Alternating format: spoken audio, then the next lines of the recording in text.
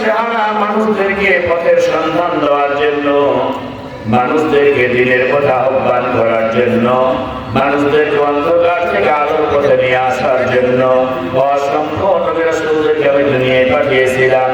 সমস্ত নবী রাসূলগণ এই মর্মে দাওয়াত দিয়েছিলেন, ইয়া কওমি ইবুদুল্লাহা মা লাকুম মিন ইলাহিন গায়রুহু।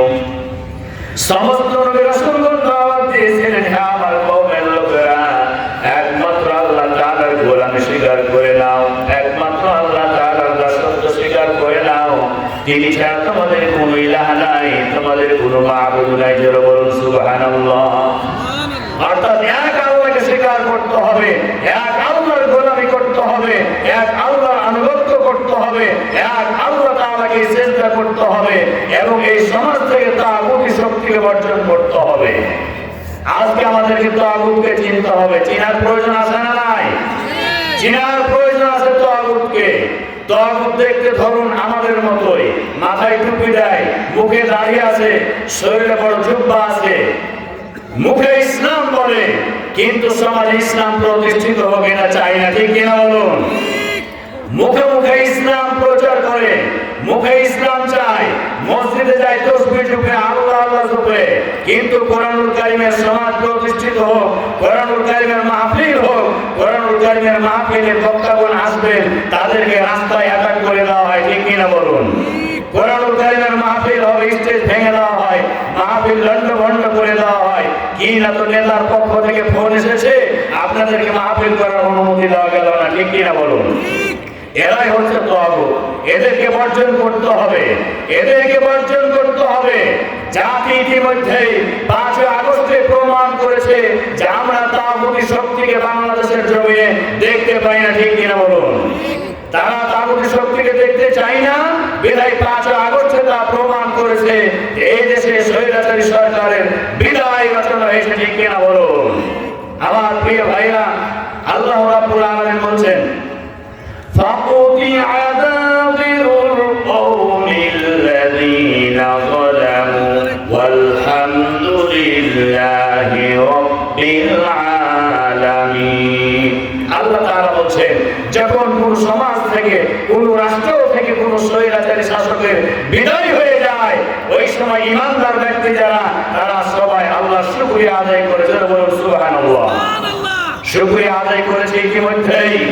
যখন তার বিদায় রচনা হয়েছে, সে যখন এই দেশ থেকে উৎখাত হয়েছে, তখন ঈমানদার মুসলমান মুমিন যাদের ভিতরে জ্ঞান ছিল, তারা দুই রাকাত শুকরিয়া তার নামাজ আদায় করেছে। ঠিক কিনা বলুন?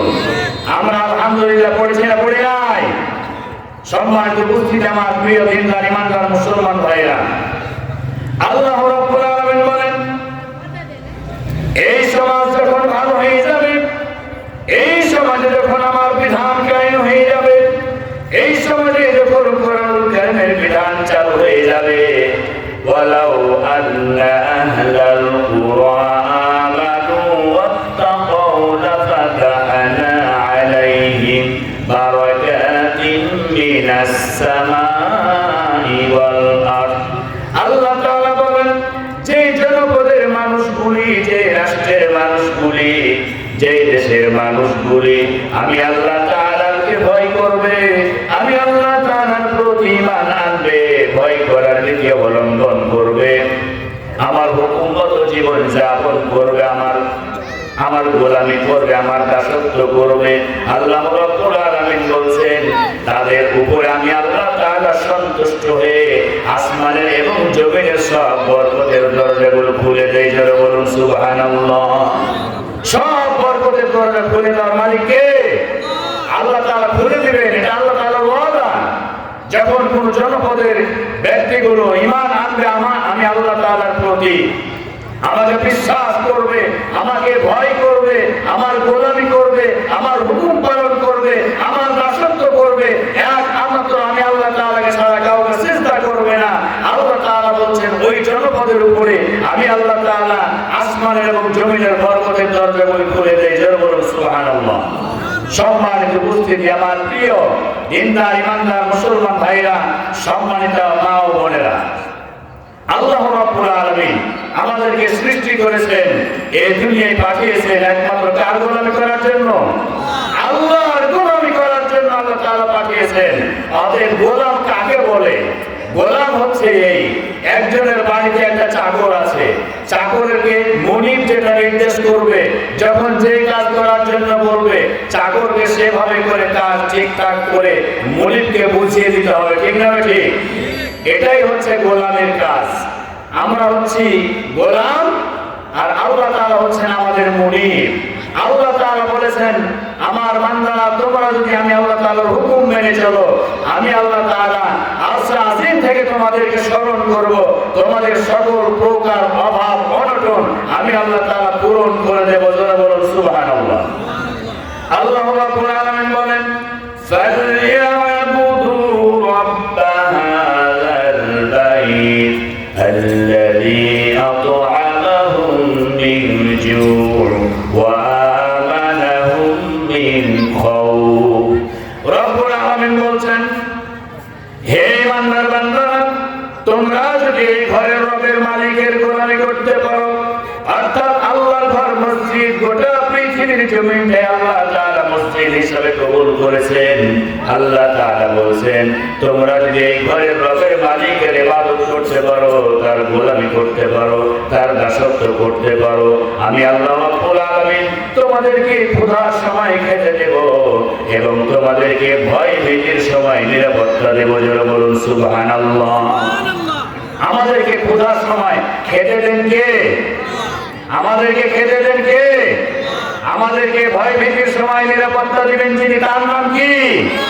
অর্থাৎ আল্লাহর গোলামি যারা করবে, দুনিয়ায় আল্লাহ তাআলা তাদেরকে খেতে দিবেন এবং পরকালীন জীবন, কবরের জীবন, হাসরের জীবন, পুরসিরাতের জীবন, আর হাসরের মাঠ, সব জায়গায় আল্লাহ তাআলা তার গোলামের জন্য নিরাপত্তার ব্যবস্থা করে দিবেন। অর্থাৎ গোলামকে কোনো ধরনের কষ্টে পড়তে দিবেন না। জোরে বলুন সুবহানাল্লাহ।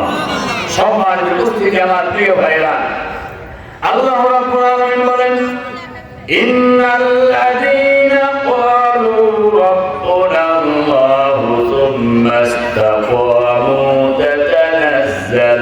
তাতানাজ্জালু আলাইহিমুল মালাইকাতু আল্লা তাখাফু ওয়া লা তাহজানু ওয়া আবশিরু বিল জান্নাতিল্লাতী কুনতুম তুআদুন। আল্লাহু আকবার।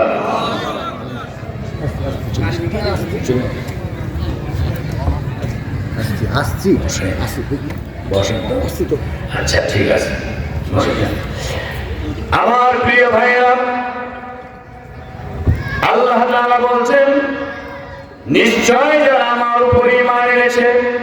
আমরা কার উপর ঈমান এনেছি? কার উপরে? আল্লাহ তাআলা বলছেন, নিশ্চয় যারা আমার উপর ঈমান এনেছে, রব্বুনাল্লাহ, আল্লাহ তাআলাকে রব বলে স্বীকার করে নিয়েছে, সুম্মা ইসতাকামু, আল্লাহ তাআলা বলছেন অতঃপর ইস্তিকামাতের উপর অটল থেকেছে।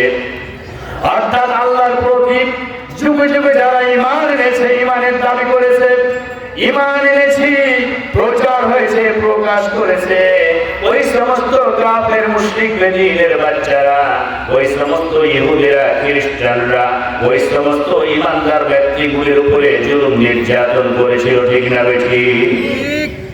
আমার প্রিয় ভাইরা, আব্দুল্লাহ যুলবাজাদাইন একজন ব্যক্তি, সে ছিলেন অমুসলিম। যখন বিশ্ব নেতা বিশ্বনবী মুহাম্মদুর রাসূলুল্লাহ সাল্লাল্লাহু আলাইহি সাল্লাম সিরিয়ার দিকে যখন তিনি ব্যবসা বাণিজ্যের কাজে যেতেন, ওই সময় তিনি তার চাচার বাড়িতে লালিত পালিত হচ্ছিলেন, আল্লাহর একজন গোলাম। তিনি ছিলেন অমুসলিম। দীর্ঘদিন ধরে বিশ্বনবীর যাওয়া আসা তিনি পর্যবেক্ষণ করেছেন, দেখেছেন, লোকটি সম্পর্কে জেনেছেন, অবগত হয়েছেন। কোন একটা দিন হঠাৎ করে তার চাচাকে বলতেছেন, চাচা গো, এই রাস্তা দিয়ে একজন ব্যক্তি হিজরত করে ব্যবসা বাণিজ্যের কাজে যায়, আপনি কি ওই লোকটিকে চিনেন নাকি? তার চাচা জবাবে বলল, হ্যাঁ চিনি। তিনি বলছেন, চাচা গো, লোকটি কেমন একটু বলবেন কি? তার চাচা বলতেছে, ভাতিজা, লোকটার ব্যবহার খুব ভালো, লোকটার ব্যবহার এত মহিক ব্যবহার, এত সুন্দর ব্যবহার, মক্কার জমিনে আমরা সবাই তাকে আল আমিন বলে বিশ্বাস করি। কি বলে? আল আমিন বলে বিশ্বাস করি, অর্থাৎ সত্যবাদী। আমরা তাকে সদিক হিসাবে জানি। আমরা ওই ব্যক্তির কাছে টাকা পয়সা পর্যন্ত তার কাছে আমানত রেখেছি। যখন আমরা চেয়েছি যথাযথভাবে ওই ব্যক্তি আমাদের আমানত আবার ফিরিয়ে দিতে সক্ষম হয়েছে। যেটা বলুন সুবহানাল্লাহ। তার চাচা এইভাবে করে বর্ণনা দিচ্ছেন, সে হচ্ছে আল আমিন, সত্যবাদী, সে হচ্ছে বিশ্বাসী আমাদের কাছে। ওই ব্যক্তির ব্যবহার সুন্দর, ব্যবহারে কোনো সন্দেহ নাই। ভাতিজা বলতেছে, চাচা গো, আমি আপনার মুখ থেকে শুনতে চাচ্ছিলাম লোকটি কেমন। চাচা, আপনি যখন লোকটি সম্পর্কে এত সুন্দর ব্যাখ্যা দিলেন, এত সুন্দর করে আপনি নিজেই সত্যায়ন করলেন, আমার সামনে প্রকাশ করলেন, চাচা আমি চাই আপনি একটাবার কালেমা পড়ে মুসলমান হয়ে যান। ভাতিজা যখন চাচার সামনে এই কথা বললেন, চাচা বলতেছেন, ভাতিজা কেন মুসলমান হব, কেন আমি কালেমা পড়ব?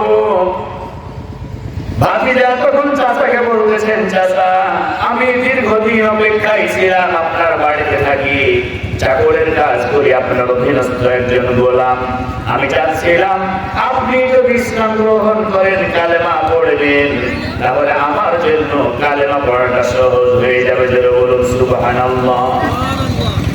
ভাতিজা তখন বলছে, চাচা আপনি সাক্ষী থাকেন, আরশের মালিক আল্লাহ রাব্বুল আলামিনকে সাক্ষী রেখে আমি পড়ে নিলাম, লা ইলাহা ইল্লাল্লাহু মুহাম্মাদুর রাসূলুল্লাহ সাল্লাল্লাহু আলাইহি ওয়াসাল্লাম। চাচা বলতেছে, ভাতিজা তুমি কি কাজ করলে? তুমি এই কালেমা পড়ে নিয়েছো? ভাতিজা বলছে, হ্যাঁ কালেমা পড়ে নিলাম। চাচা বলতেছে, এই কালেমার মানে কি তুমি বুঝো? তিনি বললেন, হ্যাঁ কালেমার অর্থ আমি জানি। এক আল্লাহ ছাড়া আর কোনো ইলাহা নাই, কোনো মাবুদ নাই, কোনো উপাস্য নাই, কেউ নাই একমাত্র কে ছাড়া।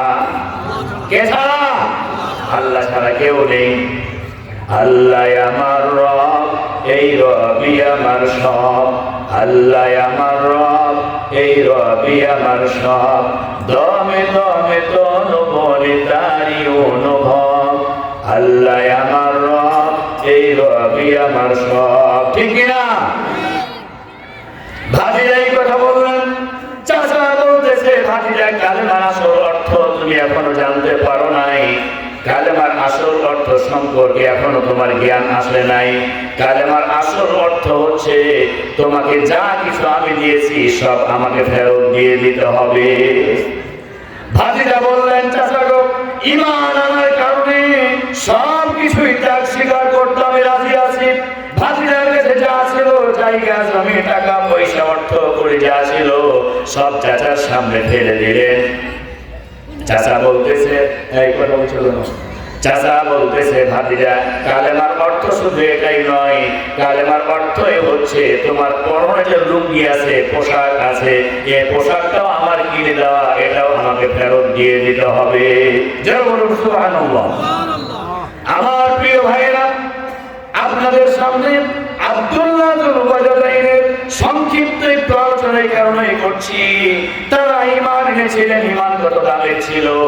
আমরা ঈমান কেউ আনি নাই, আমরা বাপ দাদার ঘর থেকে ঈমান পেয়েছি। ঠিক কিনা বলুন? আমরা ঈমান পেয়েছি, ঈমান আনি নাই। তারা ঈমান এনেছিল, তারা অন্য ধর্ম বিশ্বাসী ছিল। ওই ধর্ম লাভ মানা খাবর উজ্জা থেকে শুরু করে সমস্ত মূর্তিগুলোকে ভেঙে চুরমার করে দিয়ে, সমস্ত দেবতাদের সামনে মস্ত্র অবনত করা বাদ দিয়ে এক আল্লাহর গোলামি করার জন্য স্বীকৃতি দিয়েছিলেন। ঠিক কিনা বলুন? আমার প্রিয় ভাইরা, চাচা যখন এই কথা বললেন, ভাতিজা তার পরন থেকে কাপড়টা খুলে ফেললেন।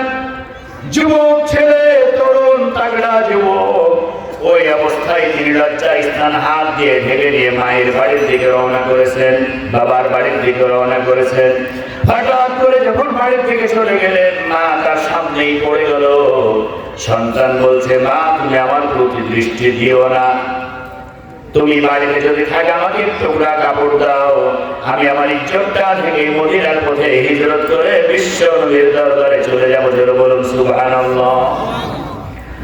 মা ওই অবস্থা দেখি সন্তানকে এক টুকরা কাপড় দিলেন, সন্তান ওই কাপড়ের টুকরাটা ছেড়ে দুই টুকরা করলেন, এক টুকরা শরীরে ধরে না, টুকরা নাভি থেকে হাঁটু পর্যন্ত কোনো রকম ঢাকলেন, মদিনার পথে হিজরত করলেন, বিশ্ব নবীর দরবারে চলে গেলেন। বিশ্ব নবী যখন সেই যুবককে দেখলেন, যুবক তোমার কি চাও, তোমার কি পরিচয়? যুবক পরিচয় দিল, তার পরিচয়, আমার নাম আব্দুল উজ্জা, আমি আমার চাচার অধীনস্থ গোলাম ছিলাম, ঈমান এনেছি, আমার কাছে যা ছিল সব দিয়ে এসেছি।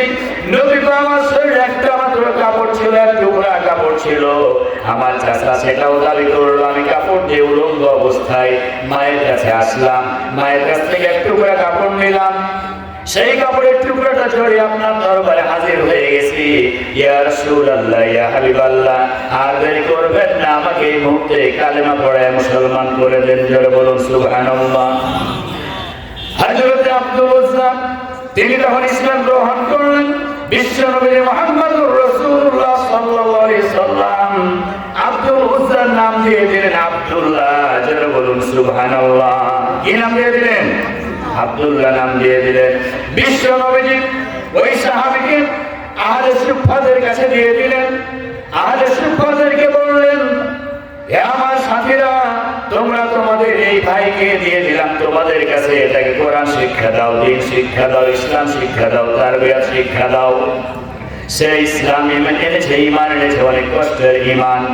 এই কথা বলে যখন আহলে সুফফাদের কাছে দিয়ে দিলেন, একদিন যায়, দুই দিন যায়, কোন একদিন যখন কোরআনুল কারীম তিনি জ্ঞান চর্চা করলেন, জ্ঞান অর্জন করলেন, কোরআনুল কারীম মুখস্থ করলেন, আহলে সুফফা অন্যান্য সাহাবে কেরামগণ যখন রেস্টে থাকেন, ঘুমের মধ্যে থাকেন, ওই সময় আব্দুল্লাহ তিনি তখন কোরআনুল কারীম তেলাওয়াত জোরে জোরে করতে থাকেন। জোরে বলুন সুবহানাল্লাহ। কি পড়ছেন? কি পড়ছেন? কোরআন পড়ছেন। কোরআন কার কালাম? আল্লাহর কালাম। আল্লাহ তাআলা এই কোরআন নাযিল করেছেন, এই কোরআনুল কারীমের সমাজ প্রতিষ্ঠার কাজ আল্লাহ তাআলা মুমিন ঈমানদার বান্দা বান্দীদেরকে দিয়েছেন। ঠিক কি না বলুন? আমার প্রিয় ভাইরা, কোরআনুল কারীম পড়তেছেন, হঠাৎ করে ঘুমের সময় অন্যান্য সাহাবায়ে কেরামগণ বিশ্ব নবীর কাছে অভিযোগ করছেন, ইয়া রাসূলুল্লাহ, আব্দুল্লাহ যখন কোরআনুল কারীম পড়ে তখন আমাদের কষ্ট হয়, সে জোরে জোরে করে কোরআন পড়ে। বিশ্ব নবীজি বললেন, আমার সাহাবীরা, আব্দুল্লাহর ঈমান অনেক কষ্টের ঈমান, আব্দুল্লাহর ঈমান অনেক দামের ঈমান, ঈমান আনার কারণে সব কিছু রেখে এসেছে, এমনকি শরীরের কাপড়টা পর্যন্ত রেখে এসেছে। আব্দুল্লাহ জোরে জোরে করে কোরআন তেলাওয়াত করে তাকে কোরআন পড়তে দাও, কখনোই তার কোরআনুল কারীম তেলাওয়াতে তোমরা বাধা দিও না। জোরে বলুন সুবহানাল্লাহ। আমার প্রিয় ভাইরা, আমি ওই দিকে আর যাচ্ছি না, অনেক লম্বা কাহিনী। আব্দুল্লাহ কোরআনুল কারীম তেলাওয়াত শিক্ষা করলেন। আপনাদের এখানে কোরআনুল কারীম শিক্ষার জন্য মাদ্রাসা খোলা হয়েছে, দ্বীন শিক্ষার জন্য মাদ্রাসা খোলা হয়েছে। দ্বীন শিখলে, ইসলাম শিখলে, কোরআন শিখলে আপনার সন্তানগুলি এমন মানুষ হবে যারা আল্লাহ তাআলার গোলামি করতে শিখবে, আল্লাহকে চিনতে পারবে, দ্বীন চিনতে পারবে, ইসলাম চিনতে পারবে। আল্লাহ রাব্বুল আলামিন সে কথাই বলছেন, ইন্নাল্লাযীনা ক্বালু রাব্বুনাল্লাহু সুম্মা ইসতাকামু তাতানাজ্জালু আলাইহিমুল মালাইকাতু আল্লা তাখাফু ওয়া লা তাহজানু ইলা আখির আয়াত। আল্লাহ রাব্বুল আলামিন বলছেন, যারা আমার প্রতি বিশ্বাস করবে, ঈমান আনবে, ঈমান আনার কারণে জুলুম আসবে, নির্যাতন আসবে, নিপীড়ন হবে, ঈমান আনার কারণে দেশ ছাড়া হতে হবে, ঈমান আনার কারণে জেলখানার মধ্যে তাকে আটকিয়ে রাখা হবে, ঈমান আনার কারণে ফাঁসির মঞ্চেও যেতে হবে। এত কিছু ভেবে নিয়ে যারা আমার উপরে অটল অবিচল থাকবে এবং আমার পথে মৃত্যুবরণ করবে, আল্লাহ রাব্বুল আলামিন বলছেন তাদের জন্য আমি আল্লাহ তাআলা জান্নাতের সুসংবাদ দিয়েছি। জোরে জোরে বলুন সুবহানাল্লাহ। আপনারা দেখেছেন না ইতিমধ্যে? দেখেন নাই? কি ব্যাপার, আপনার ঘুমাচ্ছেন নাকি? আমার প্রিয় ভাইরা, কোরআন সাক্ষী দিচ্ছে, যুগে যুগে যারা আমার প্রতি ঈমান আনবে, ঈমানের উপর অটল অবিচল থাকতে চাইবে, তাদের উপরে হ্যারিকেন আসবে, ক্যাটরিন আসবে, নার্গিসের মতন ঝড় আসবে, বিভিন্ন ধরনের সাইক্লোন আসবে। তারা সব কিছুকে মস্তক অবনত চিত্তে মেনে নিয়ে তারা আমার জমিনে আমার গোলামি করবেই, এতে কোনো সন্দেহ নাই। আমার প্রিয় ভাইরা, তাই আমরা দেখেছি আল্লাহ রাব্বুল আলামিনের জমিনে যারা আল্লাহর আইন চায়, সৎ লোকের শাসন চায়, এই স্লোগান যারা দেয়, এক শ্রেণীর মানুষ তাদেরকে যুদ্ধ অপরাধী বলেছে, রাজাকার বলেছে, আল বদর বলেছে, আরো কিছু বলেছে। এগুলি হচ্ছে তাদের ওই সময়কার গালিগালাজ। ওই সময় তারা বলেছিল, ফেরাউন বলেছিল,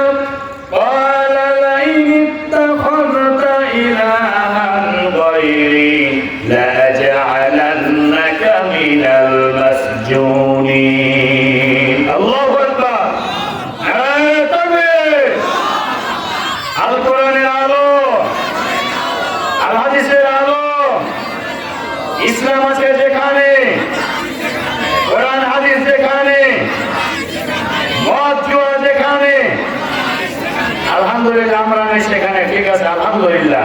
আমার প্রিয় ভাইরা, দেখুন হযরত আবু বকর, হযরত বেলাল রাদিয়াল্লাহু তাআলা, হযরত খাব্বাব খুবাইব, হযরত আম্মার ইয়াসির, হযরত সুমাইয়া রাদিয়াল্লাহু তাআলা আনহা, তারা ঈমান এনেছিলেন কার উপরে? কার উপরে? আল্লাহর উপরে ঈমান আনার পরে তারা জমিনে ঠিকভাবে বসবাস করার সুযোগ পেয়েছিলেন। জুলুম, নির্যাতন, অত্যাচার, নিপীড়ন এত বেশি হয়েছিল যা ইসলামের পাতায় স্বর্ণাক্ষরে লিপিবদ্ধ আছে, কোরআনের পাতায় আল্লাহ তাআলা তা কোট করে দিয়েছেন। সুবহানাল্লাহ বলেন। আমার প্রিয় ভাইরা, একটি বিল্ডিং এমনি কি তৈরি হয়? এমনি কি তৈরি হয়? হয় না। সেই বিল্ডিং যখন কেউ দুতলা তিনতলা ফাউন্ডেশন করতে চায়, তখন বিল্ডিং এর নিচে অনেক ইটকে খোয়া হতে হয়, পাথর হতে হয়, অনেক ইটকে গাঁথনি দেওয়া হয়, তারপর আস্তে আস্তে রড সিমেন্ট বালুর মাধ্যমে তখন বিল্ডিং খাওয়া হয়, ঠিক কিনা? এখন ইটগুলি যদি সবাই বলে যে আমি খোয়া হব না, আমি পিক হব না, আমি গাঁথনি হব না, আমি থাকবো উপরে, বিল্ডিং হবে? বিল্ডিং পশ্চিম কালেও হবে না। আল্লাহর এই জমিনে, আল্লাহর এই ভূখণ্ডে ইসলাম যদি প্রতিষ্ঠিত করতে হয়, ইসলাম যদি প্রতিষ্ঠিত করতে চাই, সোনালী সমাজ যদি আমরা দেখতে চাই, তাহলে অবশ্যই আল্লাহর জমিনে আল্লাহর দ্বীনের কাজ করতে গিয়ে কত মানুষকে শাহাদাতের নজরানা পেশ করতে হবে, রক্ত দিতে হবে, জীবন দিতে হবে, হাত চলে যাবে, পা চলে যাবে, পঙ্গুত্ব বরণ করতে হবে। এর মাধ্যমে আল্লাহ রাব্বুল আলামিন কালেমার বিজয় দেবেন, ঠিক কিনা বলো? আল্লাহ রাব্বুল আলামিন বলেছেন, আল্লাহ তাখাফু ওয়া লা তাহজানু ওয়া আবশিরু বিল জান্নাতিল্লাতী কুনতুম তুআদুন। আল্লাহ তাআলা বলেন, আল্লাহর গোলামেরা তোমরা ভয় পেও না, হতাশ হয়ো না, তোমাদের জন্য আমি আল্লাহ তাআলা আরশ আজিম থেকে জান্নাতের ঘোষণা দিয়েছি। জোরে বলুন সুবহানাল্লাহ। সম্মানিত উপস্থিতি, আমার প্রিয় ভাইরা, আসুন আল্লাহ রাব্বুল আলামিন এই হযরত সুমাইয়া রাদিয়াল্লাহু তাআলা আনহা, তার উপরে কাফের মুশরিকেরা কি না জুলুম অত্যাচার নির্যাতন করলো। ইসলামের সর্বপ্রথম মহিলা শহীদ হচ্ছে হযরত সুমাইয়া রাদিয়াল্লাহু তাআলা আনহা। জোরে বলুন সুবহানাল্লাহ। সম্মানিত উপস্থিতি, আপনারা জানেন ইতিহাস, আমি সেদিকে যাচ্ছি না। আবু জেহেল, আবু লাহাব গোষ্ঠীরা সে সহ্য করতে পারলো না, তার উপরে জুলুম নির্যাতন করতে করতে শেষ পর্যন্ত তার গুপ্তকে বললাম যে আঘাত করতে করতে তাকে শহীদ করে দেওয়া হয়েছে, ঠিক কিনা বলুন? আমার প্রিয় ভাইরা, মাদ্রাসায় আপনাদের সন্তানদেরকে দিতে হবে। মাদ্রাসায় দিলে তারা কি শিখবে? মাদ্রাসায় দিলে কি তারা জঙ্গি হয়? কি বলেন, জঙ্গি হয়? অতীতে কত কথা শুনলাম, মাদ্রাসায় যারা পড়ে তারা তালেবান, মাদ্রাসায় যারা পড়ে তারা জঙ্গি হয়, মাদ্রাসায় জঙ্গি প্রশিক্ষণ দেওয়া হয়, কত কথা শুনলাম। আমার প্রিয় ভাইরা, ওই সমস্ত কথাগুলোর ভিত্তি আছে? মাদ্রাসায় যারা পড়ে তারা মদের বোতল হাতে নেয় না, ঠিক কিনা? মাদ্রাসায় যারা পড়ে তারা টেন্ডারবাজি করে না, মাদ্রাসায় যারা করে মাদ্রাসায় যারা শিক্ষা অর্জন করে মা বাপকে তারা বৃদ্ধাশ্রমে ফেলে রাখে না, ঠিক কিনা বলো? আমাদের মাদ্রাসা শিক্ষার প্রয়োজন আছে না নাই? মাদ্রাসা শিক্ষা দিবেন আপনার সন্তানদেরকে। আল্লাহর নবী বিশ্ব নেতা বিশ্ব নবী মুহাম্মদুর রাসূলুল্লাহ সাল্লাল্লাহু আলাইহি সাল্লাম বলেছেন, যখন কোন একজন আলেম, হাক্কানি আলেম যখন কোন কবরবাসীর পার্শ্ব দিয়ে যায়, কোন গোরস্থানের পার্শ্ব দিয়ে পথ অতিক্রম করতে থাকে, নবীজি সাল্লাল্লাহু আলাইহি সাল্লাম বলেছেন ওই আলেমের সম্মান মর্যাদার কারণে 40 দিন পর্যন্ত কবরের আযাবগুলি মাফ করে দেন। যারা বলুন সুবহানাল্লাহ। কতদিন পর্যন্ত? 40 দিন পর্যন্ত মাফ করে দেন। বিশ্ব নবী মুহাম্মদুর রাসূলুল্লাহ সাল্লাল্লাহু আলাইহি সাল্লাম বলেছেন, আল উলামা ওয়ারাসাতুল আম্বিয়া, ওলামায়ে কিরাম যারা আলেম সমাজ যারা, ওই সমস্ত ওলামায়ে কিরাম গুলি হচ্ছে নায়েবে রাসূল, তার নবীর উত্তরসূরি। যারা বলুন সুবহানাল্লাহ। বিশ্ব নবী